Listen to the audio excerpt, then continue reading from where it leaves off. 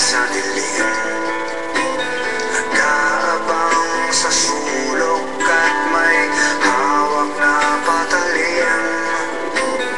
Di ka hahayaan na muli pang masaktan. Huwag ka nang matakot sa dilim. Ito ay kwentong hangon ng galing sa dalawang taong nagmamahalan ng tunay ang alay Elsa at Lando. At kahit para pagkakataon ay nakakandado, dahil magkalayo ang uri ng buhay, ang estado ng buhay ni Lando ay di nalalayo sa marami. Sinunog ng araw ang kulay ng balat at marami ng galo ng pawis ang kanyang naidilig sa lupa, upang ang gutom ay di na masuklian pa ng luha, habang ang babaeng kanyang minamahal ay sagana.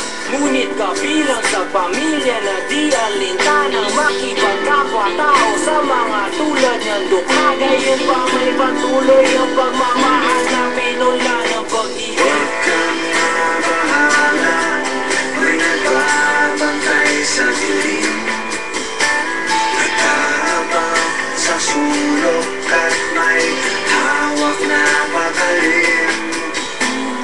Di ka hahayaan na muli pang masaktan.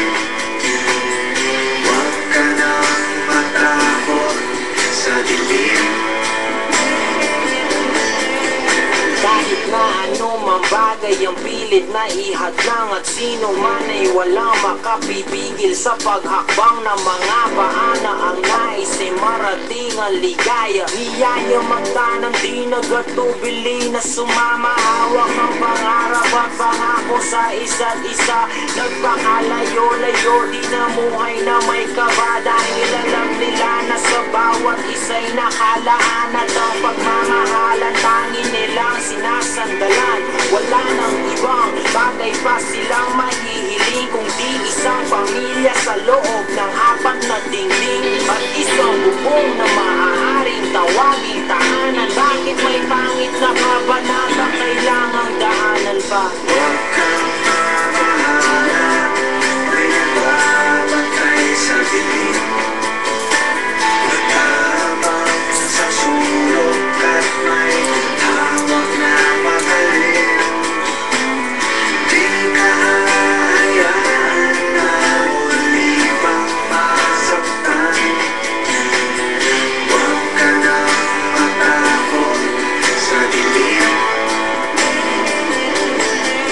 Isang gabi ng Webes, lumubog na ang araw, doon tayo magkita, pasalubong ko'y sopaw, upang ating paghatian. Pagdating ng hapunan, meron palang nakaabang sa amin na kamalasan. Eskinita sa ermita, may sumaksa kay Elsa, sa tagiliran isang makalawang na lanseta.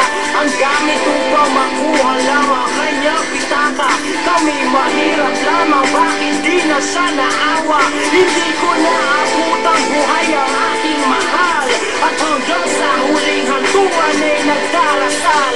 Bakit po ang laging lumalabas sa aking bibig? Palaboy-laboy ni walang landas. Akong sinusunod baliw sa mata ng marami. Siguro nga di ko na kilala ang aking sarili. Pangalay taong rasa, may patalim na gamit, at ang tanging alam ay isang malungkot na awit. Ang pagsabi, Huwag kang mabahala, may nagbabantay sa dilim, nag-aabang sa sulok at may hawak na patalim. Di ka